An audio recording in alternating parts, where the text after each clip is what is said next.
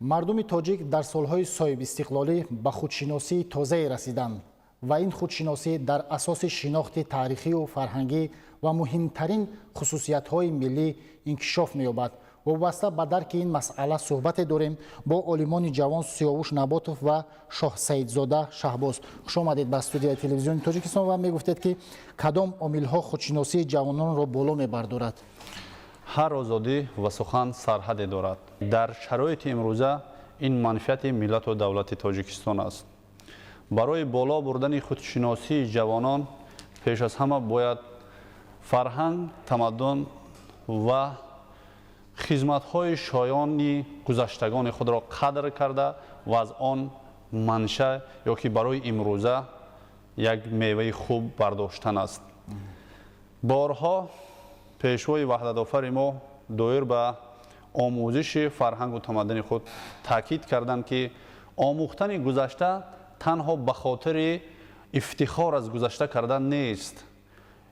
омӯхтани таърих ва тамаддуни гузаштаи худ бедор намудани ҳуввияти миллӣ ва дар роҳи ватандӯстию миллатпарварӣ роҳнамоӣ кардани ҷавонон аст.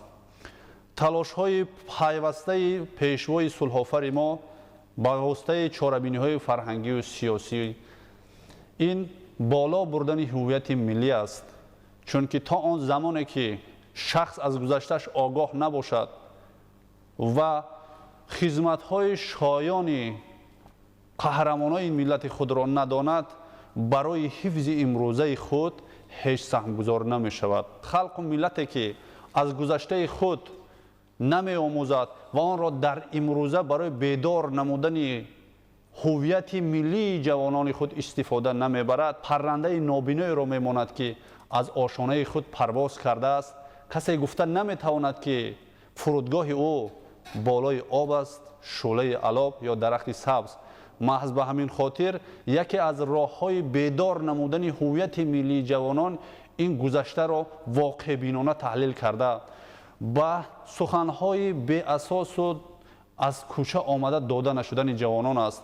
барои ин танҳо ва танҳо дар сатҳи ҷавонон фаҳмондадиҳии сиёсию фарҳангӣ ба роҳ монда шавад. маҳз ба ҳамин хотир халқу миллате пойбарҷо ва барои насли оянда як мулки обод гузошта метавонад ки меҳнати гузаштагони худро қадр кунад ва барои оянда аз пешрафтҳои он истифода бараду ва аз мушкилиётҳои он даст кашад. таърих танҳо ба хотири омӯхтани донистани гузашта нест, балки барои пешрафти ҷомеа аст. имрӯз замоне расидааст ки талошҳои пайвастаи пешвои миллатро дастгирӣ карда барои боло бурдани ҳуввияти миллӣ аз чорабиниҳои сиёсию фарҳангӣ бештар истифода барем. ин аст пешравии ҷомеаи солими мову шумо. худшиносии як ҷавон дар кадом амалаш инъикос мегардад? худшиносӣ аз донистани худат оғоз мешавад.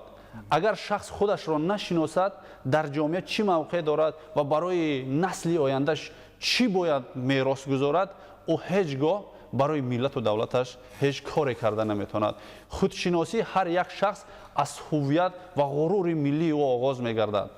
ҳар касе ки донад ки гузаштааш барои фарҳанги тамаддуни ҷаҳонӣ чӣ хизмат кардааст ва имрӯз он бо кадом роҳ рафта истодааст, оё аз ҳамон осёбҳои гардиши фарҳангие ки гузаштагонаш пайваста барои мардуми ҷаҳон хизмат кардан пайрави ҳамон ҳаст. ҷаҳонишавӣ бо тамоми пешравӣ аст аз мушкилиҳои манфие ки миллатро, давлатро заиф мекунад холӣ нест. бар зами пешравиаш мушкилиҳо дорад ки ҳамин косташавии фарҳанги ҷавонон аст. тамоми шабакаҳои иҷтимоӣ ин маълумотҳое ҳастанд ки муҳаррир надоранд. вақте ки муҳаррир яъне ки таҳқиқбаранда аз пеш як донишманд нагузаштааст, ӯ ҳатман як мушкилӣ дорад. ҳамон маълумоте дар кор аст ба ҳамон шабакаҳои иҷтимоӣ ва фазои иттилоотӣ ворид мешаванд. касе навиштааст ҳамонро қабул мекунанд. танҳо бояд таърихи гузаштаи худро омӯхта аз он чизе камбудӣ аст даст кашида, он чизе ки пешравӣ аст талқин кардан аст. пешвои миллат ҳам пайваста мегӯяд ки мо бояд зиракии сиёсиро аз даст надиҳем ва ҳамеша худшиносу худогоҳ бошем. ин ба он далолат мекунад ки мо ҳарчи бештару беҳтар дар роҳи ватан, барои ватан масалан хизмати содиқонаву софдилона намоем ва кӯшиш кунем ки фирефтаи инсонҳои бадхираду бадандеш набошем. дар ин ҷо сухани яке аз донишмандони юнонӣ Демокритро تاکید کنم که میگوید من از آن ترس ندارم که مرا نمیشناسند. من از آن ترسم که خود را نشناسم. خودشناسی ملی نیز عبارت است از شناخت موقع تاریخی خود، موقع امروزه و آینده ملت خود همچون عضو جدا نشونده جامعه جهانی. اولین بار در فضای علمی در شعور عادتی مردم مفهوم خودشناسی ملی از جانب سقراط یا اینکه از جانب این دانشمند برجسته جهانی سقراط به علم وارد گردید و در خطابه آن با شعار خود را بشناس وارد گردید.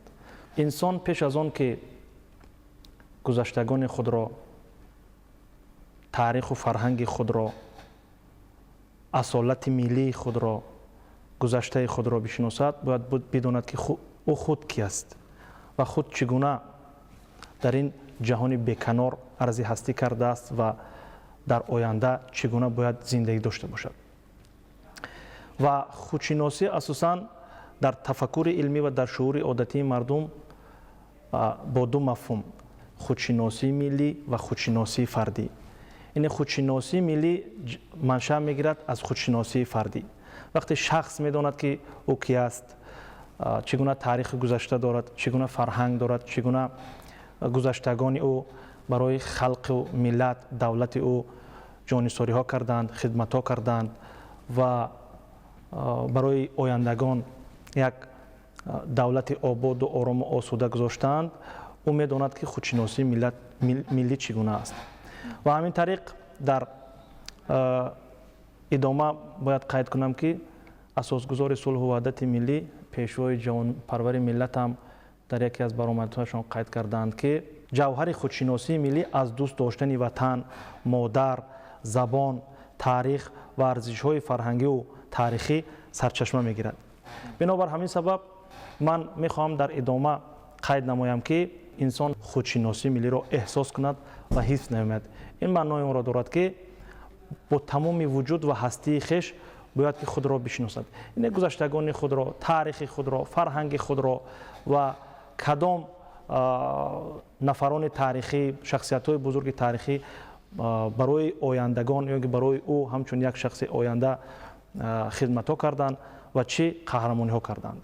و انا همین گونه من فکر میکنم باید هر یک جوان، هر یک شخص، هر یک شهروند که در جمهوری تاجیکستان زندگی میکند باید که همین گونه، یعنی با 5 حس خود، همچون موجود بیولوژی، همچون انسان، همچون شهروند باید که خودشناس باشد، هستی خود را، هستی دولت و ملت خود را باید که با تمام وجود خویش بشناسد و بداند و درک بکند. خدمت کردن در صف ارتش ملی یا خود همین صف ارتش ملی تا کجا میتواند یک مکتب بزرگ در تشکل شخصیت یک جوان باشد، در مثلا بیدار ساختن یک جوان چی تاثیر میرساند؟ طور معلوم است ماده 43 کانستیتوسیون جمهوری تاجیکستان تمام شهروندان جمهوری تاجیکستان را عهده‌دار کرده است برای ادای خدمت حربی و هر یک نفر عهده‌دار است در جمهوری تاجیکستان، یعنی شهروندان جمهوری تاجیکستان که به سن سال مقرر کرده قانون که رسیدند حتما عهده‌داری را، این عهده‌داری کانستیتوسیونی را یعنی به انجام رسانند.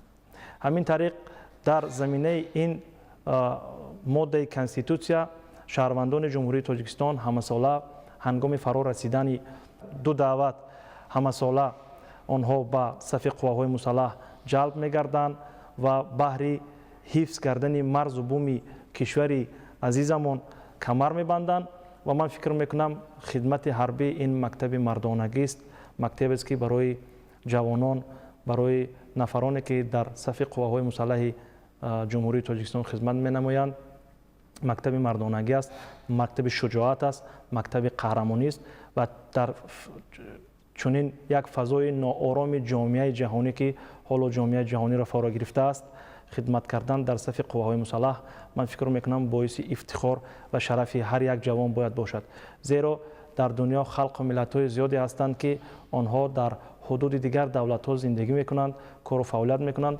اما یک پارچه زمینی ندارند که همچون دولت ملی بنیاد نمایند و هنگامی در چاره‌بینی‌های دولتی، در چاره‌بینی‌های بین‌المللی، در چاره‌بینی‌های ورزشی بین‌المللی پرچم آنها برداشته شده، یعنی نمیتوانند از این نعمت به اصطلاح آنها محروم هستند. ما باید شکرانه کنیم атрофи сиёсати пешгирифтаи ватанпарваронаи роҳбари муаззами давлат сарҷамъ шавем, ҳамеша кӯшиш кунем ки ин оромӣ, ин сулҳ, ин субот ки бо хидматҳои зиёди асосгузори сулҳу ваҳдати миллӣ рӯи кор омадааст, аз даст надиҳем ва ҳамеша кӯшиш кунем ки оромии мардум, оромии ҷомеа, оромии ҷумҳурии азизамон аз даст наравад.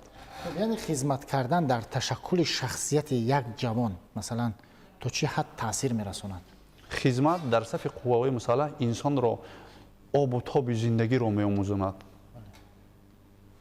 хизмат дар сафи қувваҳои мусаллаҳ ҷавононро омода ба дифои миллату давлат мекунад. дар сафи қувваҳои мусаллаҳ хизмат кардан шахсро ҳуввияти миллиашро бедор мекунад ва дарк мекунад ки ватан чӣ асту ватандорӣ чӣ аст. танҳо бо гуфтан ватандор ҳастам, ин рисолати фардии ҳар як шаҳрванд ба итмом намерасад. бинобар ин ҳар як шахсе ки дар сафи қувваҳои мусаллаҳ хизмат мекунад, баъд аз адои хизмат дарк мекунад ки як мактаби бузургеро паси сар кардааст. агар имконатиян дар сафи қувваҳои мусаллаҳ боз мемонад, хизматро давом медиҳад. ин худаш як мактаби мардонагӣ аст. мо аҳли ҷомеаро зарур аст ки аз нигоҳи илмӣ асоснок кунем ки ягона роҳи ташаккули инсони комил ин хизмат дар сафи қувваҳои мусаллаҳ аст. албатта ба хотири сохтани як инсони комили ватандӯст баъзе мушкилиҳо ҳаст. ягон муваффақият дар ҷомеа бемушкилӣ ба вуҷуд наомадааст. барои ба як муваффақият расидан як камтар мушкилиро паси сар кардан дар кор аст. имрӯз бисёр ҷавоное ки хизмати ҳарбиро тамом карда омадан суҳбат мекунӣ, мегӯянд ки як мактаби ҷавонмардиро устод паси сар намудем ва ҳамон хислатҳое ки дар он ҷо омӯхтем имрӯз барои муваффақияти зиндагӣ мо хизмат карда истодааст. он ҳамон бардоштҳое ки тоб овардан ба баъзе мушкилиҳое ки барои обу тоби бадан истифода бурда шудааст, имрӯз дар зиндагӣ худаш зиндагӣ мубориза аст. муборизаи зиндагиро мо дар хизмат аз худ кардаем мегӯянд. танҳо ва танҳо ҷавонон бояд дарк кунанд ки ягона роҳи он сохтани инсони комили онҳо ин хизмат дар сафи қувваҳои мусаллаҳ аст. имрӯз мо шумо ҷавонон барои имрӯзу ояндаи миллат, рушду ободии Тоҷикистон ва таъмини амнiyatu субот ва ҳифзи истиқлолу озодӣ чӣ масъулият дорем? худшиносӣ воситаи асосии пойдории истиқлолият аст. барои пойдории ояндаи давлат фарҳанг, таърих ва тамаддуни худро омӯхта барои насли оянда як фарҳанги пурарзиши мерос гузоштан аст ки ояндагон ифтихор кунанд, на ин ки бо нафрат нигоҳ кунанд. мо кӯшиш мекунем ки он чизе ки гузашта ба манфиати ҷомеа буд, ба манфиати давлатҳои абарқудрати ҷаҳон аст, имрӯз гузаштагони моро таърихи гузаштаи моро омӯхтанд ва имрӯз беибо аз моли худ мекунанд. агар ҷавон донад ки таърихи гузаштааш чӣ аст, он чизе ки имрӯз дар давлатҳои абарқудрати ҷаҳон мегӯянд ки мо эҷодкунандаи тамаддуни инсонием, вақте ки ҷавон донад ки ин тамаддуни кӯҳна нест, ин тамаддуне аст ки аз гузашта бо ҳар роҳу восита ба онҳо рафта расидааст, ҳеҷ гоҳ фирифтаи гуфтаи онҳо намешавад. ҳар як ҷавон ҳоло масъулият дорад. даҳчанд бояд дар ин шабрӯз ки авзои ҷомеаи ҷаҳонӣ бисёр ба истилоҳ муташанниж аст, ноором аст. яъне ҳар як ҷавон масъул аст ки хидмати ҳарбиро адо намояд бо як шӯру шавқи мардонагӣ. ва ҳоло тибқи маълумоти ахири вазорати корҳои дохила дар ҷумҳурӣ 80% ҷавононе ки ба ҳизбу ҳаракатҳои номатлуб гаравиданд, тибқи сомонаҳои интернетӣ ё шабакаҳои иҷтимоӣ гаравиданд ва таҳлилҳо нишон медиҳад ки онҳо дар ҳақиқат аз ноогоҳӣ, бехирадӣ ва камсаводии худ ба ин гуна ҳизбу ҳаракатҳо гаравиданд. 80 сомонаҳое ҳастанд ки онҳо аз ҷониби вазорати корҳои дохила яъне манъ карда шуданд вуруд ба онҳо, истифодаи онҳо, зеро онҳо хислат ва ё характери терористӣ ва экстремистӣ доранд, яъне хислати ифротгароӣ доранд. ва ҳар як ҷавон бояд кӯшиш намояд ки ҳангоми ворид шудан ба сомонаҳои иҷтимоӣ, ҳангоми ворид шудан ба фазои фаррохи интернет ки имрӯз бетаҳрир ҳастанд, бемазмун ҳастанд, беасос ҳастанд ва танҳо бо мақсади ҳадафҳои нопоку пурғарази шахсони бегона, кишварҳои бегона, кишварҳое ки мехоҳанд дар минтақа, дар кишварҳои орому осуда нооромӣ бошад, роҳандозӣ мешавад ва ҷавонон танҳо аз ин ҳолат баромада метавонанд дар он ҳолат ки онҳо пайваста кӯшиш намоянд ба омӯхтани илм, ба омӯхтани касб, кор ва дар атрофи сиёсати пешгирифтаи роҳбари муаззами кишвар ки на тан гуфтанду на ҷон гуфтанду на сар гуфтанд ва ин давлати орому осударо барои ҷавонон дар 30 соли истиқлолият, яъне 30 сол дар назди таърих ин онқадар зиёд нест ва барои ҷавонон як давлати орому осудаву обод тӯҳфа карданд, ҳадя карданд. ҷавонон бояд қадру қимат ва арзиши аслии хидматҳои шабонарӯзии роҳбари давлатро бидонанд, дар атрофи роҳбари давлат бошанд ва ҳамеша кӯшиш намоянд ки аз ҳар гуна ҳизбу ҳаракатҳо дур бошад ва кӯшиш намоянд дилхоҳ масъала, дилхоҳ мушкилотро аз сарчашмаи асл мутолиа намоянд ва рӯ биёранд ба сарчашмаи асл, то ин ки пойбанди фикру ақидаҳои ифротии шахсони бегона нашаванд. ва мо шоҳиди он ҳастем ки он нафароне ки дар ҷумҳурӣ мехостанд нооромиҳоро рӯи кор биёранд, ҳоло худ дар кишварҳои бегона панаҳ бурданд ва аз он ҷо тариқи сомонаҳои иҷтимоӣ, тариқи интернет ва кӯшиш менамоянд ки ҷавононро боз ба худ ҷалб намоянд. ва ман боварӣ дорам ки халқи тоҷик, миллати тоҷик, тоҷикистониён ва умуман ҷавонони тоҷик ки аз аввал китобхону китобдор буданд, онҳо низ дар ин давраи мушкили ҷомеаи ҷаҳонӣ рӯ ба китоб меоранд, рӯ ба касб меоранд, рӯ ба дониш меоранд, рӯ ба омӯзиши таърихи гузаштаи худ меоранд ва ҳамавақт кӯшиш менамоянд ки атрофи сиёсати созандаи пешвои ваҳдатсолори худ ҷамъ меоянд. воқеан ҳам имрӯз ҳар як фарди худшиносу худогоҳ барои миллату ватан, барои пойдорию суботу оромии тоҷикистони азиз хизмат мекунад. зеро мегӯянд ки бузургтарин мактаби ҷавонмардӣ ин хизмат дар роҳи ватан аст.